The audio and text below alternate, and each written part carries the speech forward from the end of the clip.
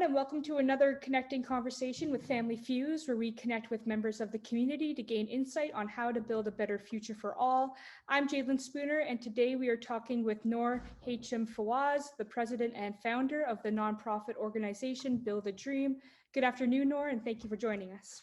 Good afternoon, Jaylin, and it's so nice to be joining you today. Yeah, we're super excited to hear about everything. I think this is the first time we've had a founder to chat with, so I'm super excited. But just to start us off, can you tell us a little bit about yourself and what you were doing before Build a Dream and what led and inspired you to create this organization? Sure. Well, I have to start off by saying I recently had a baby girl 2 months ago. Congratulations. Oh my goodness. Yeah. So, and I have a 3-year-old son. So they're my pride and joy. And I mentioned that because I've had to come back into work full time really early. And part of the work that I do at Build a Dream is to share my career pathway and be completely transparent about being able or managing both my work-life balance in managing my role as president with Build a Dream and founder, but also my role as a mom and juggling 2 kids at home. So that's the first thing I want to start off by sharing a little bit about me. I am a mother of 2. I've graduated from the University of Windsor. I used to work at the University of Windsor and left my role with the university last year, right before COVID shut down the entire world, to commit to Build a Dream on a full-time basis. Prior to that, I was juggling a job and leading Build a Dream as a not-for-profit organization. And during my first mat leave with my son, I was able to scale the organization across Canada. And I realized that it took a much larger commitment than being able to, than I could do while working full-time at the university. So I made a really important and difficult decision to leave the university to follow my passion leading Build a Dream. And then last year as well, I graduated from my professional MBA at the University of Windsor. My husband and I decided to go back to school together. And one of the reasons I decided to go back and do my professional MBA was to learn what it's like to run a company, but then to use those practical skills and knowledge to run a not-for-profit like company with the goal of creating social change and a social impact. So for those that don't know what Build a Dream does, I guess I first want to start off with, why did it start and why did I decide to register it as a not-for-profit and then scale it across the country? So I've been working at the time that Build a Dream started, I was working at Women's Enterprise Skills Training of Windsor, which is a local community organization that supports newcomer women and women that have multiple barriers to employment. And I was leading the employment service department, where we assisted women in getting off social assistance and into the workforce. And in analyzing that data and realizing that a lot of our clients are finding work in very precarious roles, I also identified that there was a huge demand in the skilled trades, Windsor being a huge manufacturing community. And in trying to get more clients to apply to these positions, we were having not much luck. So we dug a little bit deeper and started asking why. Why is it that, we have clients that we know for certain are very proactive in their job search, but yet they're not applying to jobs within the skilled trades or within the manufacturing sector. And we found that there was multiple barriers. One, that women were significantly underrepresented for many reasons. One was exposure, one was workplace environment, and some was just not having enough information or knowledge about what that career looks like.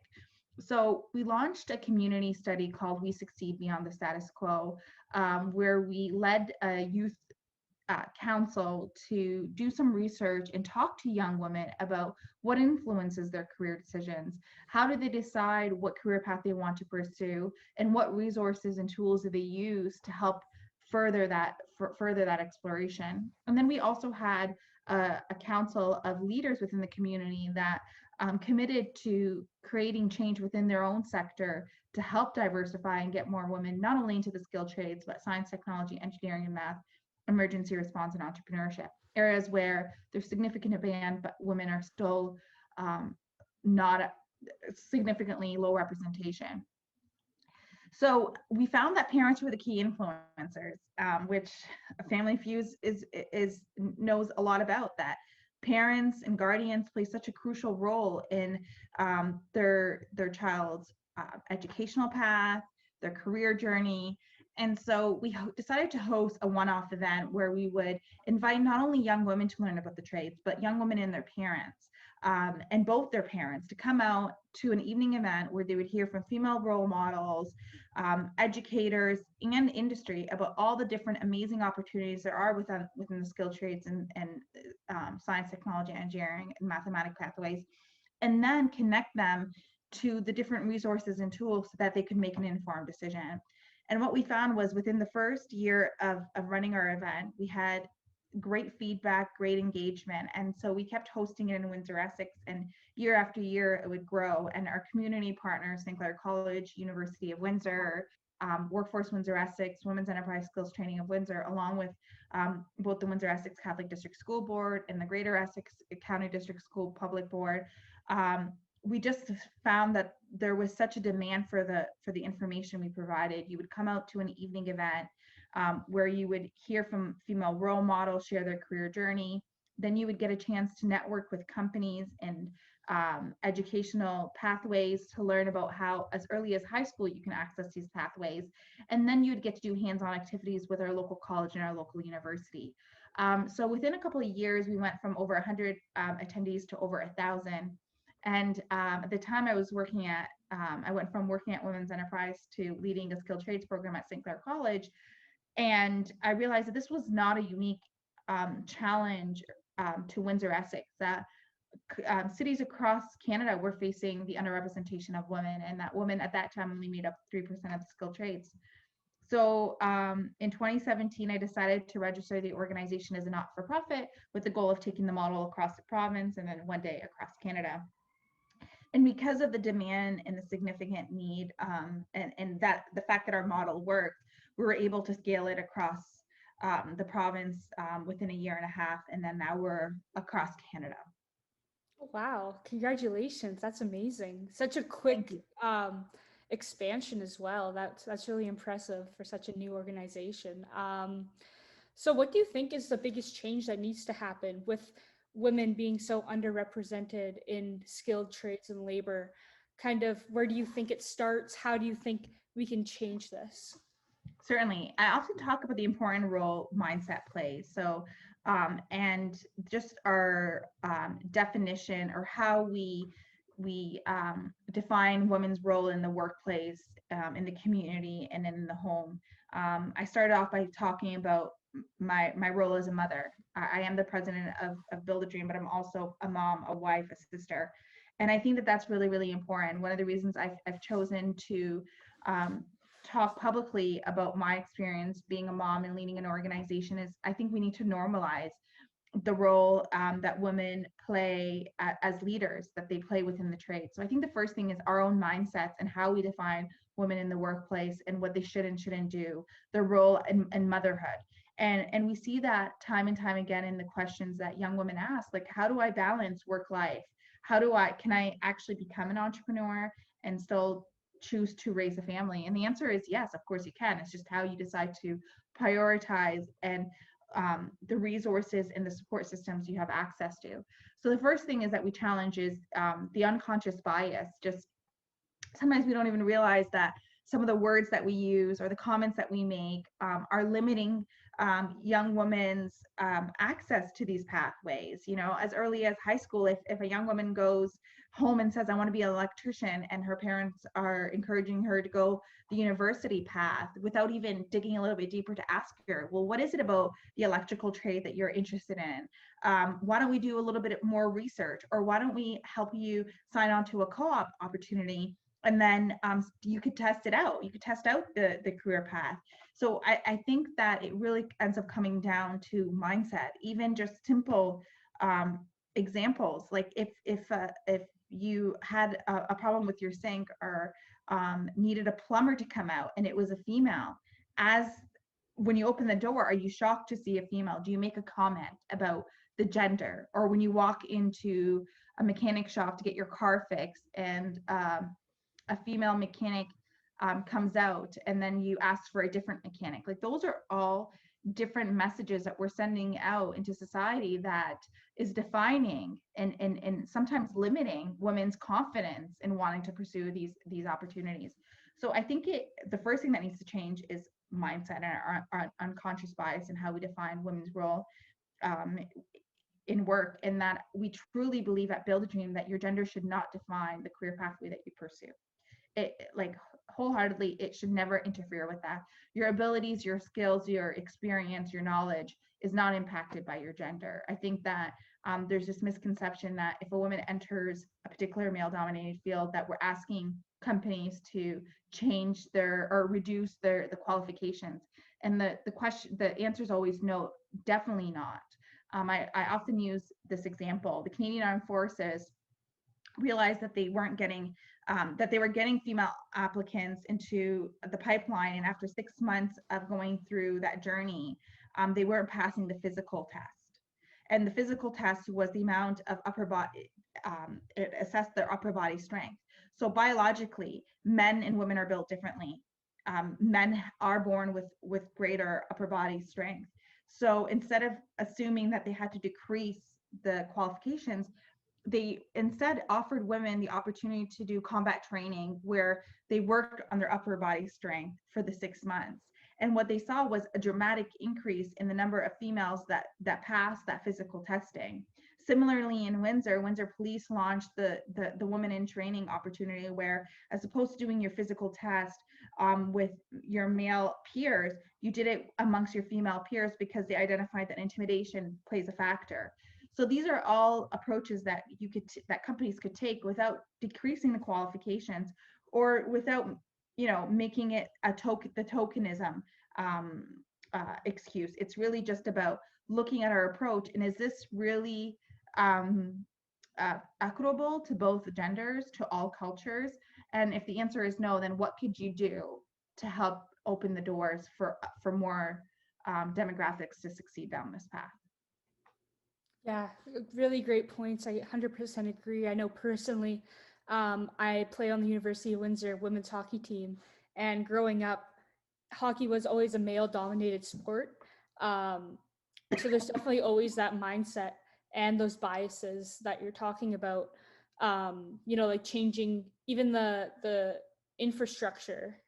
I would be changing in broom closets, and then there'd always be comments by parents and stuff, and it's just everything adds together. So 100% I agree. And kind of shifting towards more of what Family Feuds is about, we work with parents and supporting them through the education system. So what do you think about a teacher's influence? I know you touched on it a little bit, but maybe we could kind of hone in on that point, kind of a teacher's influence on these young girls in how they perceive the skilled labor trade.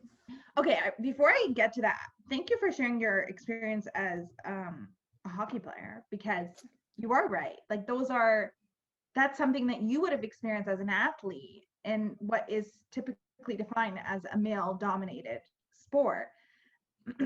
Not to like switch things around, but just to create more context for those tuning in.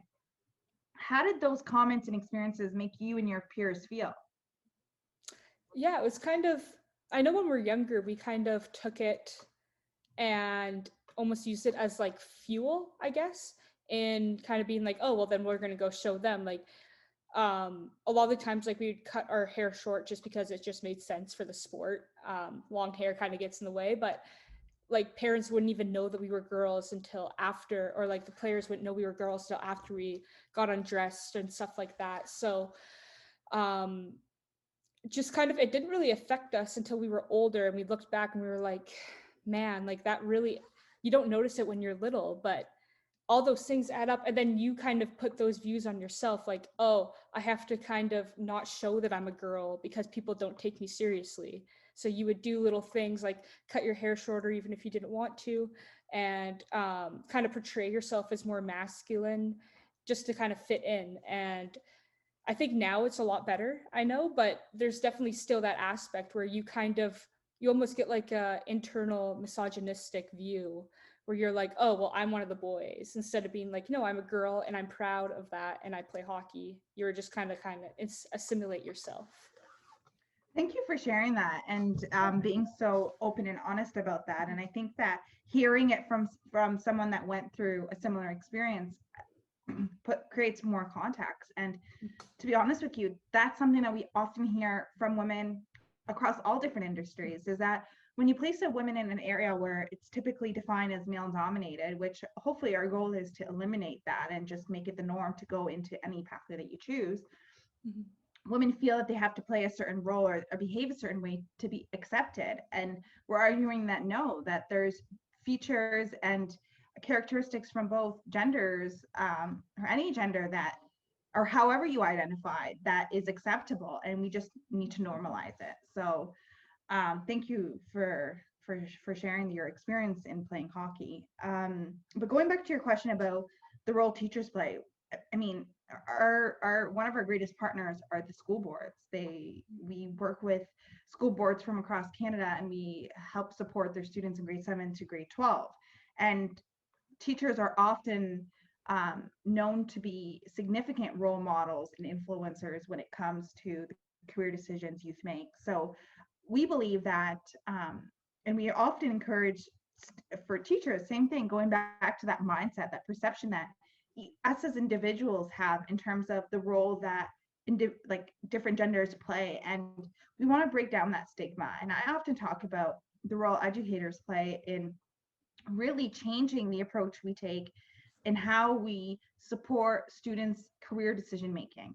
I look at, grade 7 and 8 being way too soon to choose what you're going to be for the rest of your life. I don't know if you agree as a university student, but your mind changes so often, and how do you really know in grade 8 what you want to be when you grow up? You may have an idea in terms of things you want to explore or that you're curious about, but to put a definite decision on the rest of your life at such a young age is limiting. So I often talk about, how do we help grade 7 and 8 students explore their possibilities, explore the opportunities, and then as they go through high school, they tap into the different ways that they can build on their skills, learn what they want to achieve, or what type of work they want to do when they grow up. Learn about the labor market, because ultimately you don't want to invest 4 years in post-secondary or 8 years in post-secondary to only end up not being able to find a job in your field. So what aspects of that job that do you like, and then how do we help you explore the different fields and industries that can help you reach those goals? Absolutely. And going back to your point about not knowing what you want to do at grade 7 and 8, I didn't even know what I wanted to do when I was in grade 12. Like, that's the thing, is that like even sometimes now it's like, oh, what do I really want to do when I'm older? And to be in 7 and 8, it's just like the mind isn't fully developed at all. And I think you change your mind so much at that age. It's just putting so much emphasis is not the best path in my and your opinion, from the sounds of it. But kind of shifting the focus a little bit, and this might be a little bit of an open-ended question here, but what have you seen in regards to the intersection of race and gender in the discriminatory culture of the skilled labor workforce? Okay, so I'm gonna that's a big question. Okay, so I'm gonna clarify in terms of how and correct me if I'm wrong, in terms of we as an organization, we don't go out and say Build a Gym exists because of all the discrimination that happens within the sector. What we're saying as an organization is that there's multiple barriers to women's representation and race within these sectors. One being discriminatory practices in certain cases that we're trying to improve on. So I think that's the first aspect that I want to just be mindful of in terms of the work that we do at Build a Gym, because there are some companies that their setbacks or their barriers is not the fact that they're a discriminatory company. It's just that their unconscious bias has led to the underrepresentation of women. And I think that there is a difference in that, but it's not to excuse discriminatory practices, because I think that that's something that is really important to shed light on. And we've seen it and we've addressed it, and we continue to do so as we build partnerships with key stakeholders to break down the barriers, but also address the discrimination. Interestingly enough, I just had this conversation with an association during my podcast episode, which is another thing that if you're looking to learn more about Build a Dream, I highly encourage you to tune into our Perfectly Unfiltered podcast. But we talked about how BIPOC women are almost non-existent in advanced manufacturing. So that's something I identified in my research as well. And in my experience is that we talk about women in skilled trades and they make up less than 6%. But once we look at BIPOC women, that number really, really drops significantly. And one of the things, our biggest point that we like to make is that you can't be what you can't see. And that's why featuring female role models is so crucial. So we make a really intentional effort to find women and diverse women and Black women to feature as skilled tradeswomen. But I can tell you that we're not looking at thousands of women within these sectors. Like the numbers are so small. So there's a lot more work that we need to do, not only as an organization, as a community, as a society, to address these low numbers and to create more opportunities for BIPOC women to succeed in these pathways that I could arguably will say are in such great demand. And COVID, if anything, has shown that the skilled trades that are male dominated are the jobs that have thrived and grown and increased despite COVID. And actually the jobs that have almost been eliminated have been predominantly female-led. We see that in the service industry significantly, that are predominantly held by females. So I hope that answered your question. Absolutely. Yeah, for sure. That was actually really well answered. I know when I was writing up that question, I was like, this is quite a large question, but I mean, I think you answered it very well. And I also noticed going through your website that Build a Dream has started kind of that work in your WIN or WIN program and the task force. So can you tell me a little bit about those initiatives? Sure, yeah.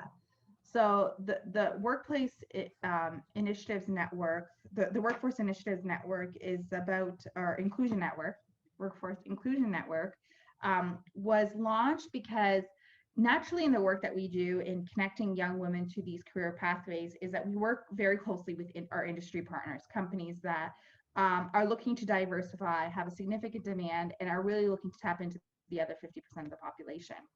And often, if not always, the conversation would always lead to how does a company diversify, not just from the recruitment and awareness piece, but from the retention and advancement area. Like how, not only is it important for us to get more women into the industry, it's important for us to keep them in the industry and help them move into leadership positions.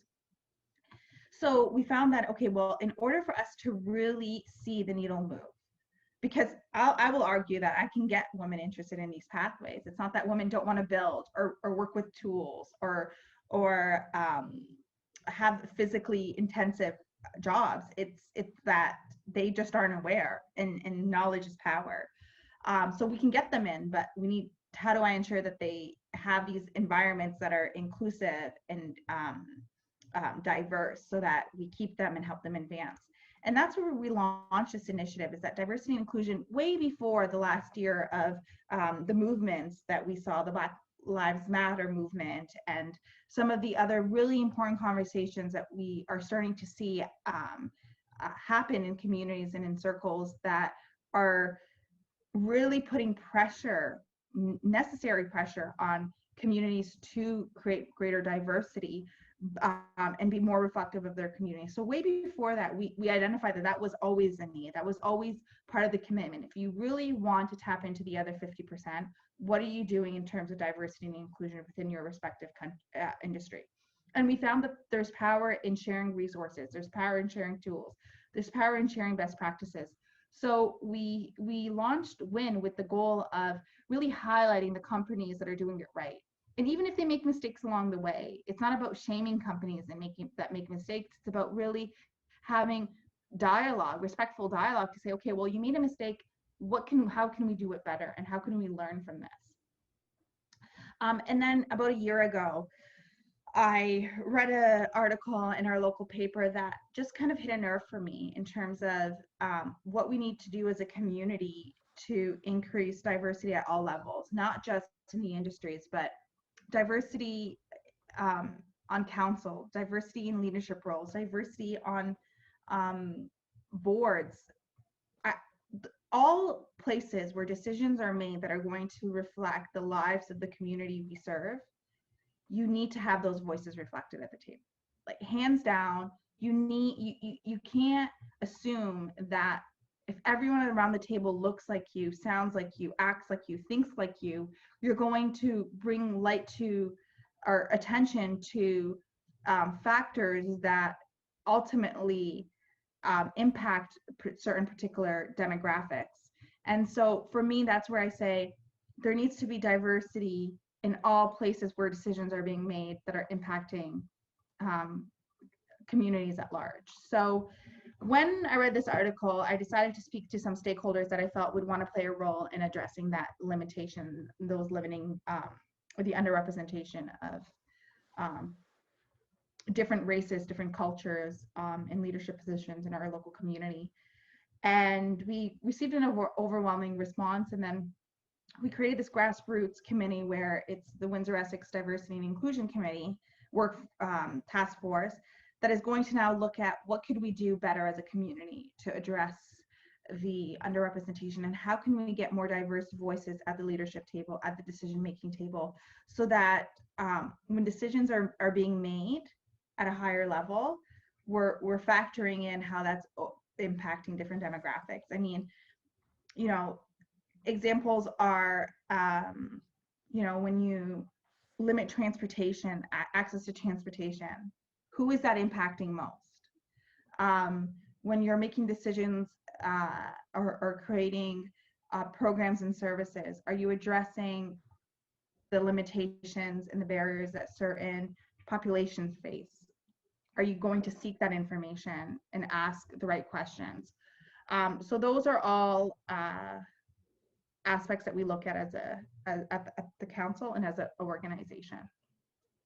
That's excellent to hear that all these initiatives are coming together, and I think you're doing really important work that needs to be done, and hopefully will be done by a lot more organizations in the coming months or years. So thank you for all the work that you're doing in the community. I know Family Fuse is really excited about our future relationship with Build a Dream.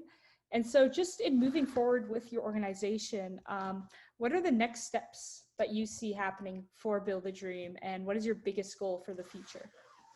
Sure. And we're such proud partners of Family Fuse. I've known Christy Nelson for a while, and I've followed her, and she's a great advocate and such an informed voice in our community. And I love following her and listening to the work that she's doing, because it's so important. And our new partnership with Family Fuse will only strengthen the work that we do at Build a Dream.